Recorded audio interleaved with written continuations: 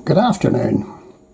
Anybody who's like me, over 50, will instantly recognise George Formby, one of the highest paid entertainers over the 40s and 50s period, famous for playing his banjo and ukulele and being a cheeky chappy. And he was ever so popular all over the world, and came to Northern Ireland as well, which few people know about. But anyway, during the Second World War, he travelled extensively to entertain Allied troops wherever they were based around the Mediterranean in particular. And he actually drove in one of his own vehicles.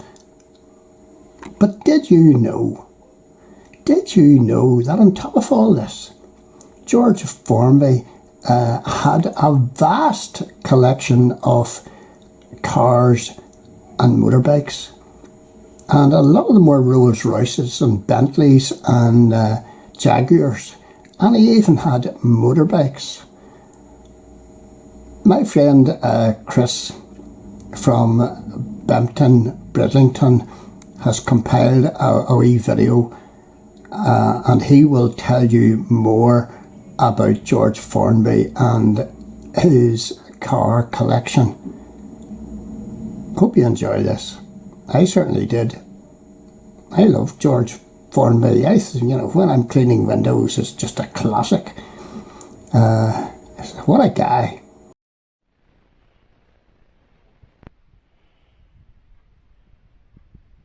Good morning, Tom.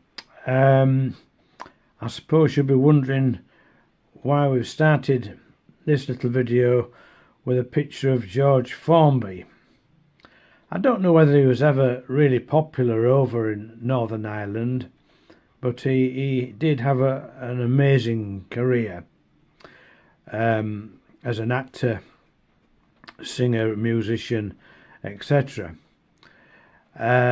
And of course he spent a lot of time abroad with the army during the Second World War.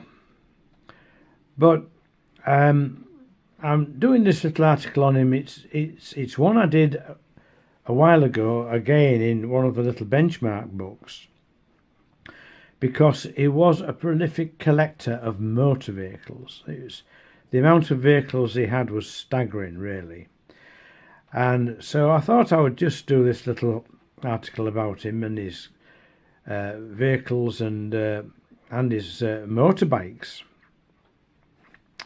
And just a little sort of recap on his early life. He was born in Wigan in Lancashire in 1904. And he became a stable boy and jockey before he embarked on his show business career, which of course he took over from his father, who had the same name, George. And so he spent a lot of time as a jockey, and that's why on family photographs is not on, because he was never there. He was never at home.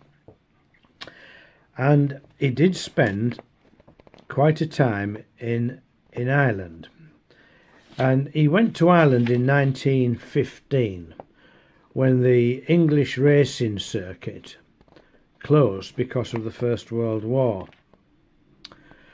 And he was there until 1918. So he had quite a time over in Northern Ireland as a jockey. And he continued being a jockey right up to 1921. And then he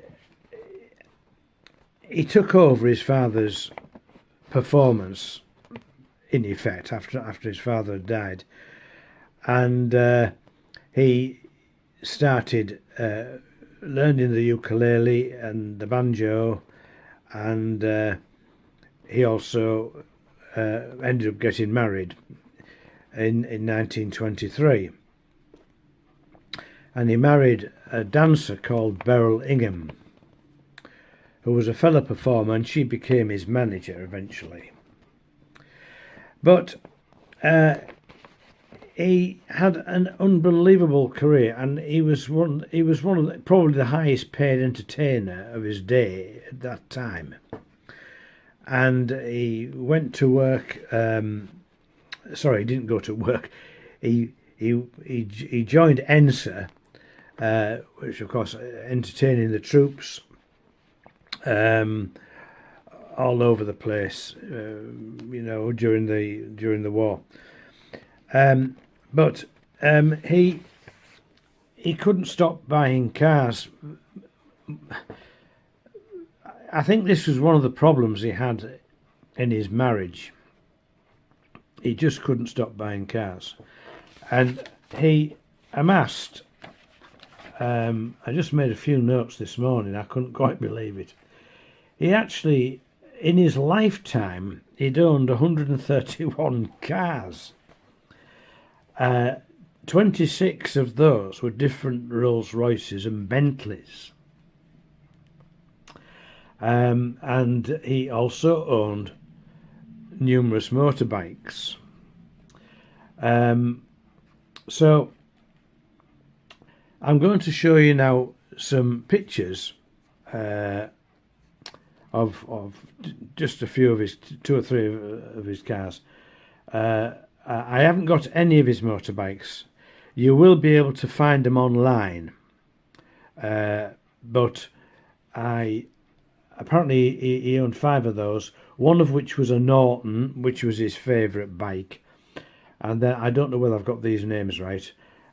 You'll probably understand what I'm saying, Tom. But a bike called a Brough Superior. He had an AGS and a 1924, and again I've never even heard of this bike. I don't know how you pronounce it, so forgive me, I've got it wrong. But he had a 1924 Neracam. It's spelled Neracam. I've never even heard of one.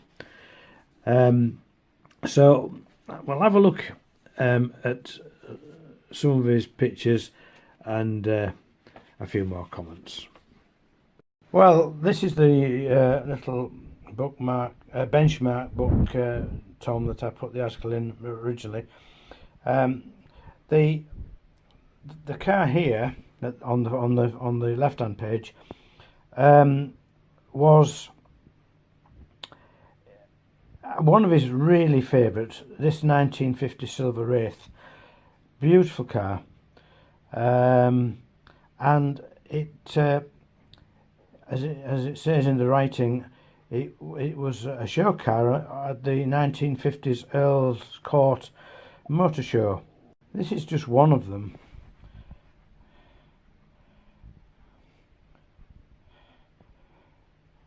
There he is pictured with his wife,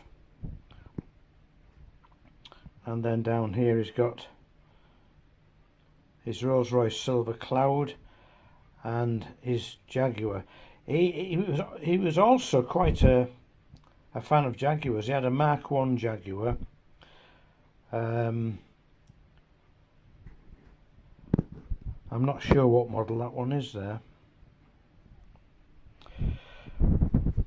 Well, this car, Tom, I would think is the most famous one that he ever had, and it is a car that I'm going to just scan down here, show you this bit first.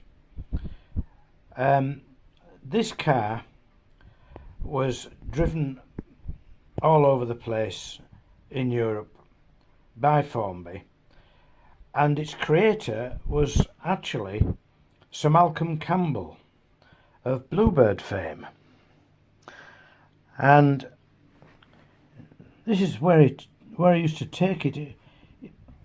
it was unbelievable, really. George Formby drove the 1939 Mercury 8 Series 99A estate to visit troops. The 53-day tour included stops in Italy, Malta, Tunisia, Egypt, Libya, and Lebanon.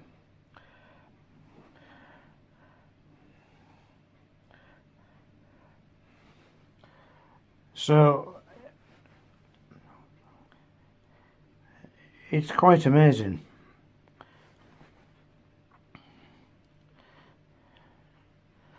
I've got the ENSA sign on there. And he kept this car right up to his death in 1961 because he used to go grouse shooting. They used it for grouse shooting. So there we are, Mr. Formby. I just wish there'd been a few more pictures of the cars I could have got hold of, and especially the motorbikes, but I'm afraid that was not to be, but still a nice selection. Okay.